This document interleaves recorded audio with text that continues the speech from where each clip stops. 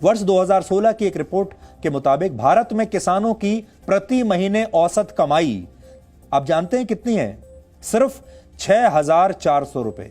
एक महीने की कमाई, औसत कमाई किसानों की है 6,400 रुपए।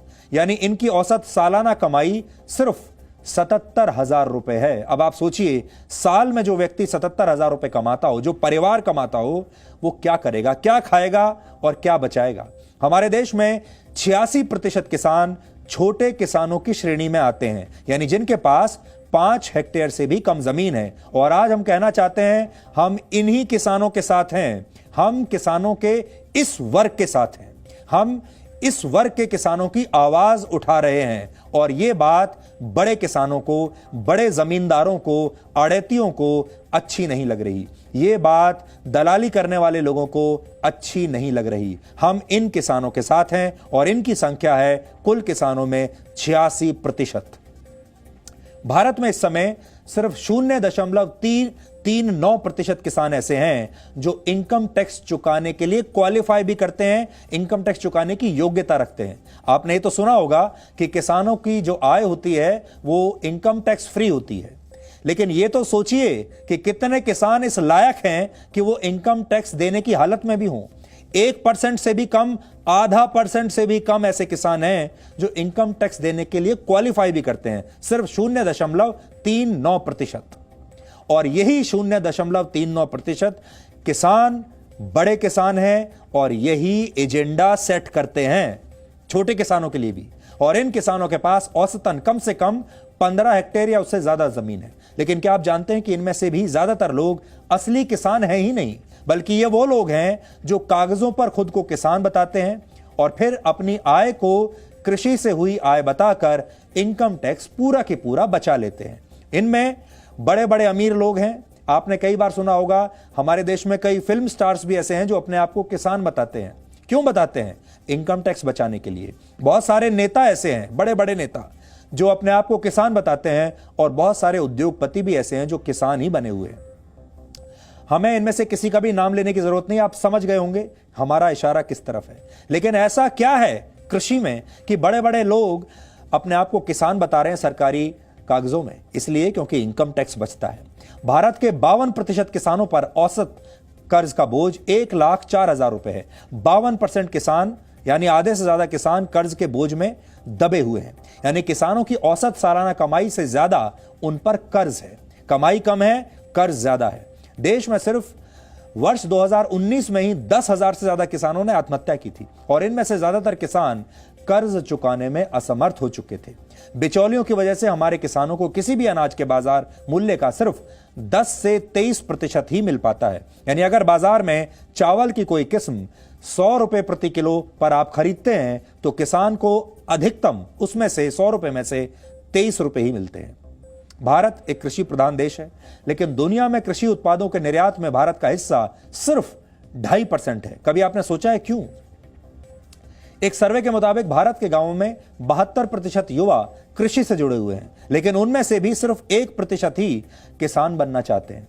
देश के 76% किसान कृषि के अलावा कोई और काम करना चाहते हैं, वो अब किसान नहीं बने रहना चाहते। इसकी एक बड़ी वजह कृषि में कमाई का लगातार कम होना है। सबसे बड़ी बात यह है कि मौजूदा लोकसभा के 38% सांसद भी किसान हैं। यह आश्चर्य की बात है कि भारत में हर 3 में से 1 सांसद किसान है और फिर भी किसानों की यह हालत है। फिर भी किसान आज सड़क पर है और नेता अपने शानदार बड़े बड़े बंगलों में आराम से बैठकर टीवी पर आंदोलन की खबरें देखते हैं और सोशल मीडिया पर ट्वीट करते हैं। आंदोलन कर रहे किसानों को यह डर है कि सरकार एमएसपी की व्यवस्था खत्म करने वाली है, लेकिन यह बिल्कुल सच नहीं है। इसे आप 2 पॉइंट्स के जरिए समझिए। पहली बात यह है कि सरकार सरकारी राशन की दुकानों के जरिए गरीब लोगों तक मुफ्त या बहुत सस्ती दर पर अनाज पहुंचाती है। इसे आप पीडीएस यानी पब्लिक डिस्ट्रीब्यूशन सिस्टम कहते हैं। यह दुनिया का सबसे बड़ा पब्लिक डिस्ट्रीब्यूशन सिस्टम है, पूरी दुनिया का। इसके लिए सरकार किसानों से ही अनाज खरीदती है और यह खरीद ज्यादातर मौकों पर एमएसपी पर ही होती है। लॉकडाउन के दौरान भारत के करीब 80 करोड़ लोगों को इसी पीडीएस योजना के तहत मुफ्त अनाज दिया गया था 80 करोड़ लोगों को, और ये पिछले 8 महीने से सरकार कर रही है। सरकार की कोशिश होती है कि वो पीडीएस के लिए कम से कम 6 महीनों तक का अनाज स्टोर करके रखे, और ये सारा अनाज सरकार एमएसपी पर खरीदती है। ऐसे में इस व्यवस्था के खत्म होने का कोई सवाल उठता ही नहीं है, क्योंकि यह खरीद सरकार की तरफ से ऐसे ही जारी रहेगी। इसी तरह भारत में राइट टू फूड भी लागू है। इसके तहत गरीबी रेखा से नीचे रहने वाले लोगों को मुफ्त अनाज देने की जिम्मेदारी सरकारों की है, और इसके लिए भी सरकार किसानों से ही अनाज खरीदती है और आगे भी खरीदती रहेगी। दूसरी बात यह है कि सरकार देश की संसद में इस बात को कह चुकी है कि उसकी एमएसपी समाप्त करने की कोई योजना नहीं है। कोई भी सरकार संसद में कही गई बात या किए गए वादे से मुकर नहीं सकती। अगर ऐसा होता है तो सरकार के खिलाफ कानूनी मुकदमा चल सकता है और सरकार गिर भी सकती है।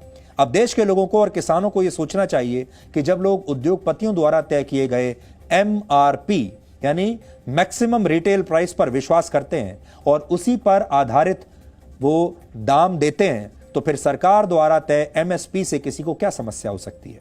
लेकिन यहां सरकार को भी एक काम जरूर करना चाहिए, यह हमारा सुझाव है, और देश भर के किसान भी सुने, आप लोगों को भी सुनना चाहिए।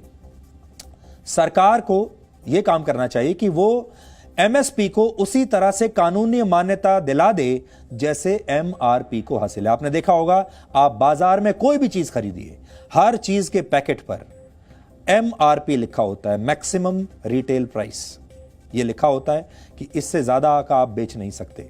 इसी तरह एमएसपी को भी यही दर्जा दे देना चाहिए, क्योंकि अगर देश में एक आलू के चिप्स का पैकेट या एक कोल्ड ड्रिंक की बोतल एमआरपी पर बिक सकती है और उद्योगपतियों तक एक तय मुनाफा पहुंच सकता है, तो फिर किसानों की फसल की कीमत हमेशा के लिए फिक्स क्यों नहीं हो सकती?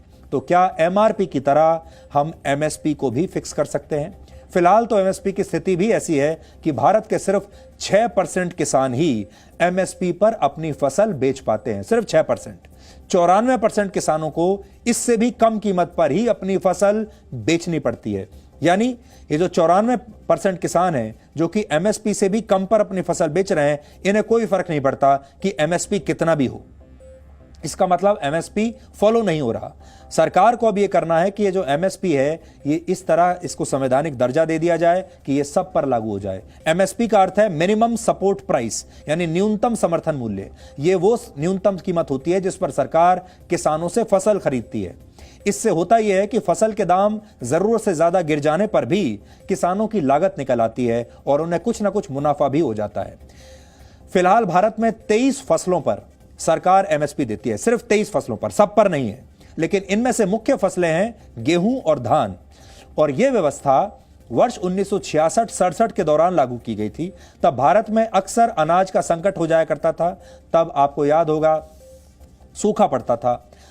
लेकिन जैसे जैसे कृषि की टेक्नोलॉजी बेहतर होने लगी, उत्पादन बढ़ने लगा और एमएसपी की व्यवस्था पहले से चल रही थी, इसलिए सरकार को ज्यादा मात्रा में फसल किसानों से खरीदनी पड़ती है।